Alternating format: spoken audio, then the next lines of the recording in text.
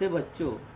पिछली कक्षा में हमने अध्ययन किया एक समान त्वरण से द्विविमी गति के अंतर्गत वेग समीकरण एवं विस्थापन समीकरण। आइए आज हम अध्ययन करेंगे द्विविमी गति में वस्तु की स्थिति, वेग और त्वरण में संबंध। तो चलिए प्रारंभ करते हैं वेग और स्थिति सदिश में संबंध। तो मान लो कोई वस्तु एक समतल पे गति कर रहा है, तो किसी वस्तु का माना किसी वस्तु का t समय में स्थिति सदिश वेक्टर r तथा t प्लस डेल t समय में vector r plus del r vector है। एक वस्तु जो है समतल पे क्या कर रही है, गति कर रही है। तो मान लो किसी क्षण t पर उस वस्तु का स्थिति सदिश वेक्टर r तथा t प्लस डेल t समय पश्चात उसका स्थिति सदिश vector r plus del r vector है। यहाँ डेल t जो है अत्यंत कम समय है, अर्थात अल्प समय है। तो इसलिए वस्तु का औसत वेग इज इक्वल टू होता है कुल विस्थापन अपॉन कुल समयांतराल। तो औसत वेग को हम प्रदर्शित करते हैं v एवरेज से। तो v average vector is equal to कुल विस्थापन। तो वस्तु की जो बाद में स्थिति है उसमें उसकी प्रारंभिक स्थिति को हम घटा देते हैं, तो वस्तु कितना विस्थापित हुई यह हमें मालूम चल जाता है। तो vector r plus del vector r minus, इसमें किसको हटाएंगे, पहले की स्थिति को, तो vector r upon t plus del t। उसी प्रकार से बाद में जो समय था, अर्थात वस्तु को विस्थापित होने में बाद में जितना समय लगा उसमें प्रारंभिक समय को क्या कर देते हैं, घटा देते हैं। तो वेक्टर r प्लस में है, वेक्टर r माइनस में है, दोनों कट जाते हैं। उसी प्रकार हर से प्लस t और माइनस t भी आपस में कट जाएंगे। तो वस्तु का औसत वेग v average vector is equal to प्राप्त होगा del vector r upon del t। यह है अपना समीकरण नंबर 1। इसलिए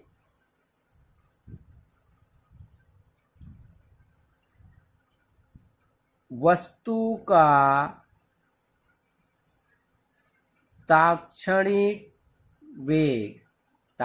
वेग किसे कहते हैं, हमने पहले पढ़ा है, किसी विशेष क्षण पर वस्तु के वेग को। तो vector v is equal to क्या होता है, limit del t tends to 0, जहां डेल t क्या है, अत्यंत अल्प समय अंतराल है, और del vector r upon del t, और limit del t tends to 0 del vector upon del t, इसका वैल्यू होता है vector v is equal to d vector r upon d t, equation number 2। तो ये हमें औसत त्वरण का मान मिल गया और तात्क्षणिक त्वरण का भी औसत वेग का मान मिल गया और तात्क्षणिक वेग का भी मान हमें प्राप्त हो गया।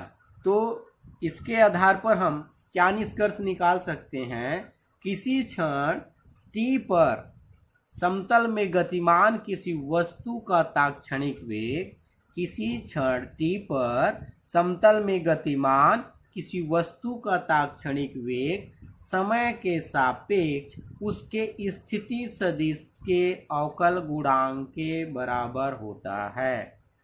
किसी क्षण t पर समतल में गतिमान किसी वस्तु का तात्क्षणिक वेग समय के सापेक्ष उसके स्थिति सदिश के अवकल गुणांक के बराबर होता है। परंतु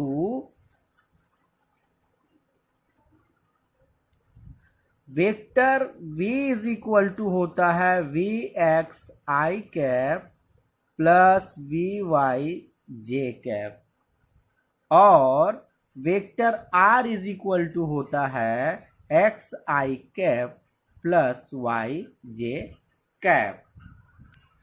तो ये समीकरण 2 में मान रखने पर, समीकरण 2 में मान रखने पर, समीकरण 2 में मान रखेंगे वेक्टर v का, तो ये प्राप्त हो जाएगा vx I cap plus vy j cap is equal to d upon dt। Vector r का मान x I cap plus y j cap.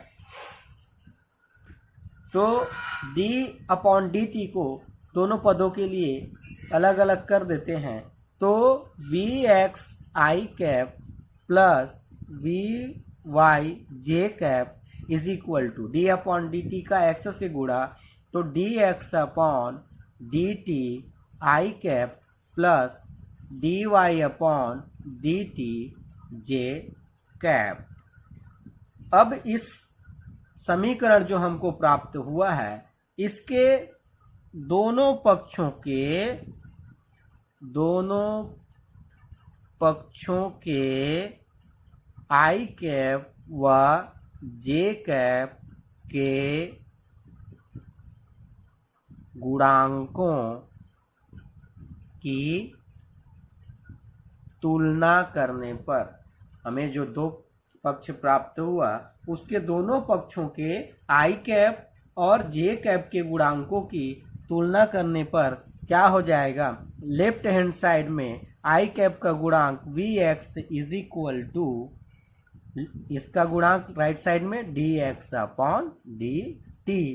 इसी प्रकार से vy का गुणांक, I j कैप का गुणांक vy is equal to dy upon dt। तो यही रिलेशन है वस्तु के वेग और उसके स्थिति सदिश के मध्य द्विविमीय गति में। चलिए आगे देखते हैं वेग और त्वरण में संबंध। वेग और त्वरण में संबंध दूसरा है वेग और त्वरण में संबंध।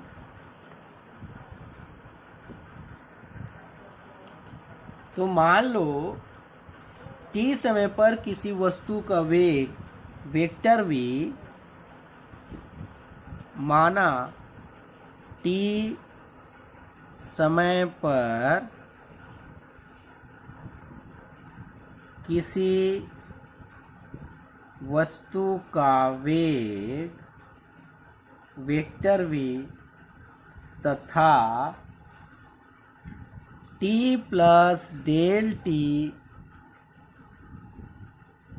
समय में वस्तु का वेग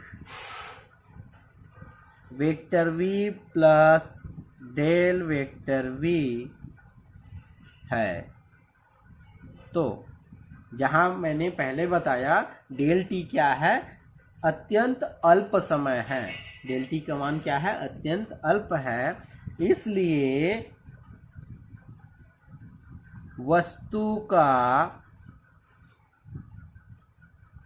औसत त्वरण, औसत त्वरण इज इक्वल टू होता है वेग में परिवर्तन बटे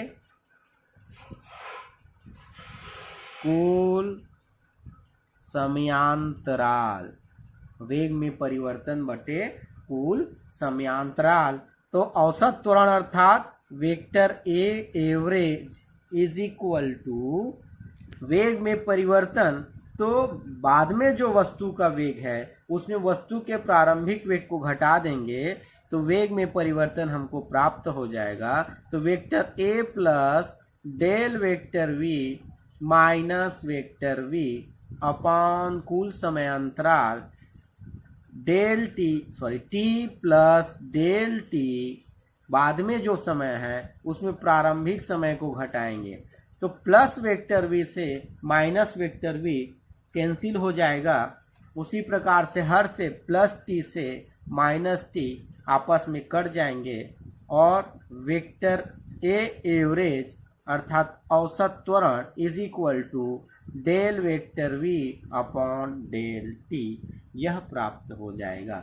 यह वस्तु का औसत त्वरण है अगर कोई वस्तु समतल में गति कर रहा है तो। इसलिए वस्तु का तात्क्षणिक त्वरण, वस्तु का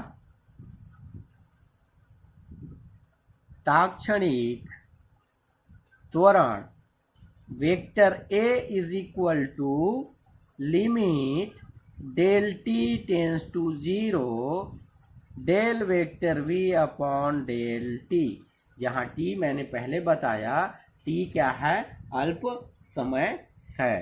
तो इसका मान हो जाता है vector a is equal to d vector v upon d t. तो ये हमें मान प्राप्त हुआ तात्क्षणिक वेग का, और इसके आधार पर हम निष्कर्ष निकाल सकते हैं कि जो तात्क्षणिक त्वरण होता है वह किसी समय t पर किसी वस्तु का तात्क्षणिक त्वरण समय के सापेक्ष वस्तु के वेग के अवकल गुणांक के बराबर होता है।